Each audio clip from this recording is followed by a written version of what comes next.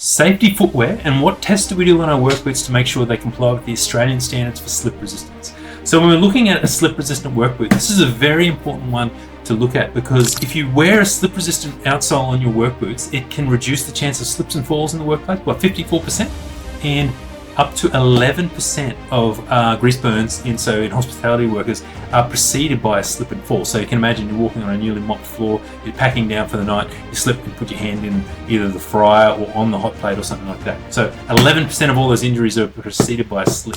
So what we actually do to test the slip resistance of the work boot. Now, so ours are at SRA level of slip resistance. So what this means is it's resistant to slip on tiles with soap. Now that's a really applicable one if you're working in hospitality or you're working in a construction site where they're washing down polished concrete or something like that. So it's an SRA level, so that means they do a flat slip and a heel slip, so it's tested both at the heel and both on the flat foot, and it needs to have a certain coefficient of friction, so that it doesn't, all that means is a fancy way of saying how much resistance to slip is there to the work boot on soap on tiles. So if you're looking in an environment where slipping and falling is a problem, have a look at a slip resistant outsole.